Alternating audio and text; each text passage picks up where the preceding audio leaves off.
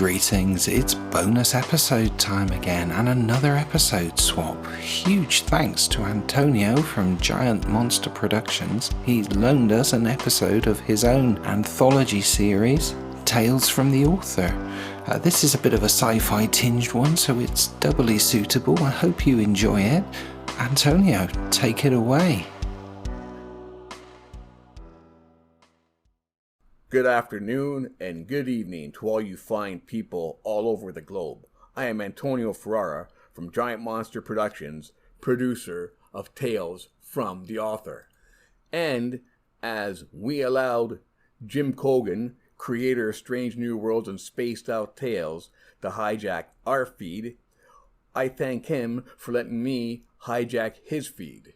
I am very happy to share with you fine people a Tales from the Author story called Hubris. Hubris was specifically chosen because it was inspired by the first Strange New Worlds and Spaced Out Tales story I ever heard, called Your Satisfaction is Important to Us. So if you enjoy Hubris, please feel free to come on down and check out some Tales from the Author stories when you're not listening to Jim's stories. The details will be available in the credits. Thank you again and enjoy. The following program contains mature content matter. Listener discretion is advised. Giant Monster Production presents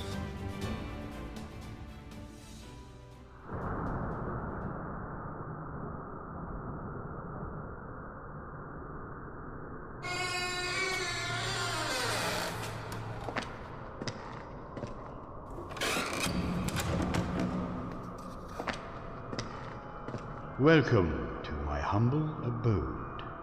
I am the author, and I'll be your host. Please, have a seat.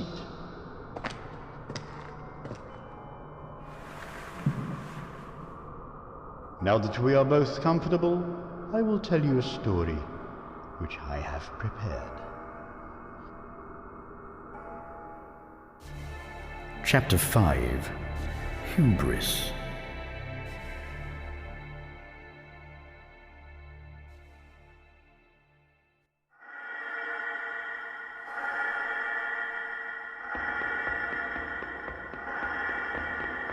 Warning, crew member 102346. You're not authorized to be wandering around the ship. Please return to room 237 and to your sleep chamber. You're not authorized to be wandering around the ship.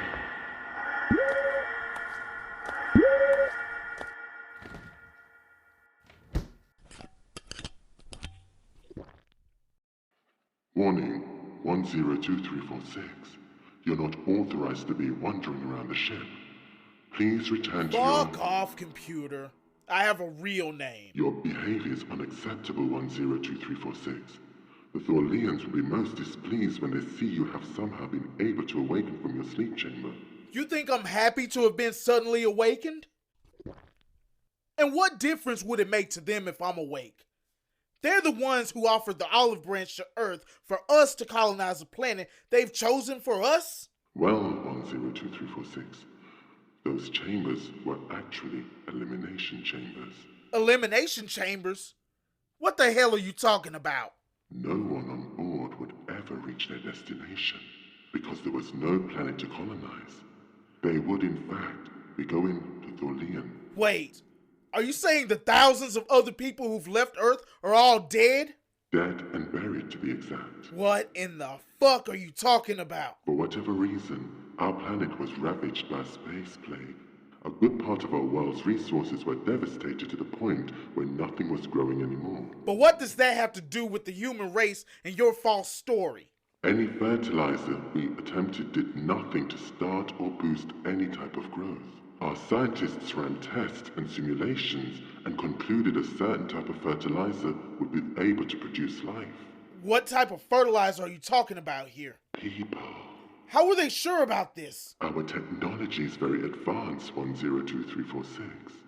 It would not take long for our scientists to come to this conclusion. A day later, we put this theory to the test. We executed a dozen felons who were due to be executed and turned their bodies to mulch and buried them in a dead field. Within days, we began to see signs of life. So what?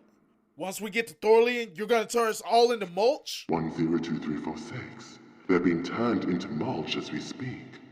Once the arcs land, the chambers are taken to a planet where all the human mulch is stored. But why kill humans? Why not just keep killing the scum and villainy of your world? I'm pretty sure there's a lot of them that could be used for fertilizer. Even though they are criminals, a Thorlian life is much more valuable than a human life.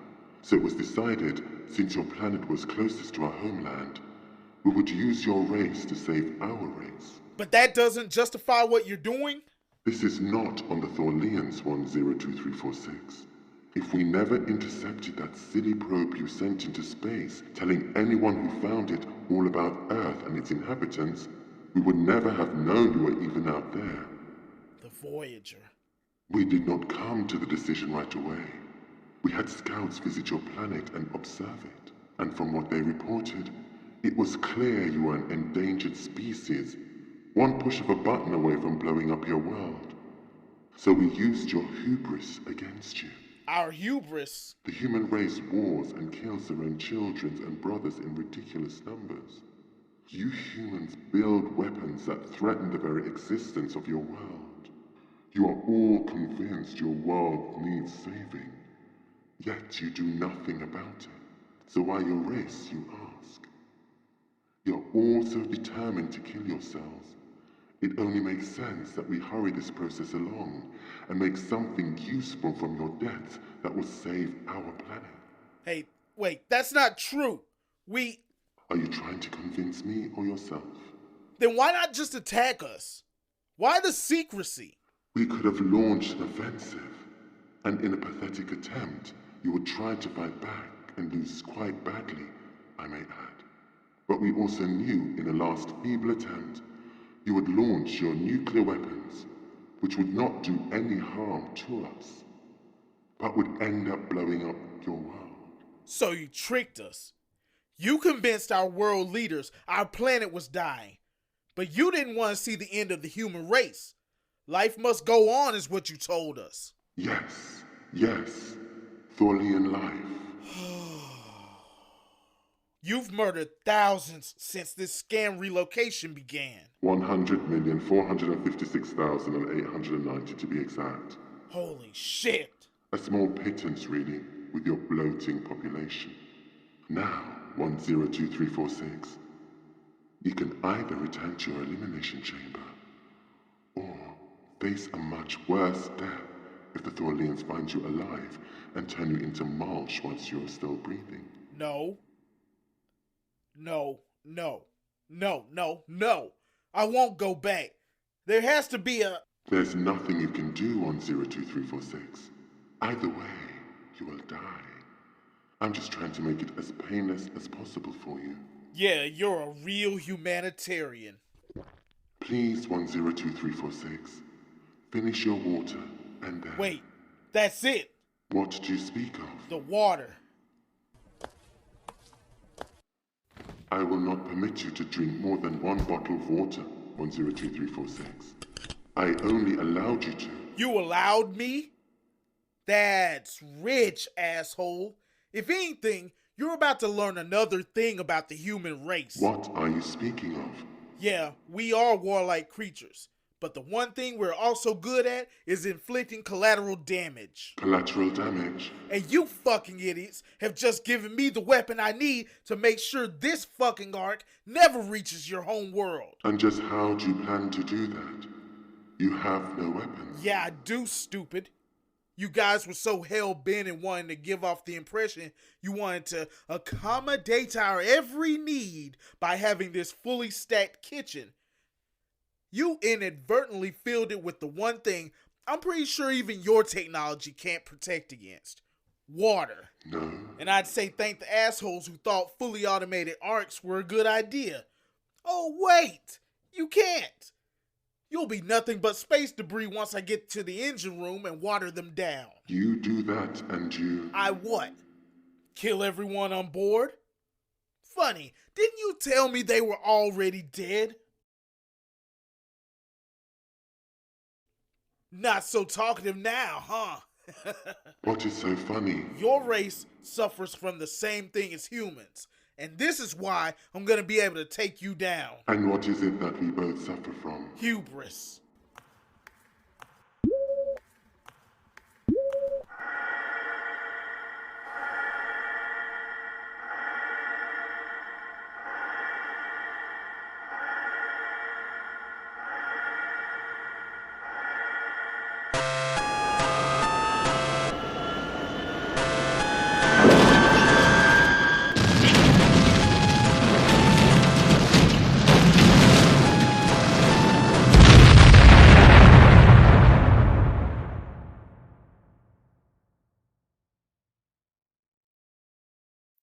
Thank you for listening.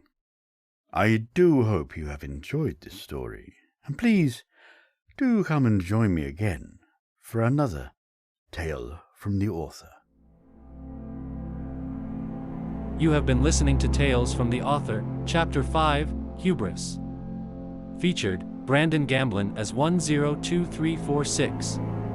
Kevin M. as the computer. Tales from the Author was created by Antonio Ferrara. Directed, written, and produced by Antonio Ferrara. Editing and audio engineering by Antonio Ferrara with special thanks to Jim Cogan, creator of Strange New Worlds and Spaced Out Tales. Art by Enzo Ferrara. This presentation of Tales from the Author has been brought to you by Giant Monster Productions. Copyright 2024. To contact Giant Monster Productions, email them at giantmonsterprod@hotmail.com. Follow Giant Monster Productions on Twitter at Giant Monster Pro and YouTube. If you have enjoyed this podcast and want to hear more, please subscribe, like, and favorite so you never miss an episode. Thank you for listening.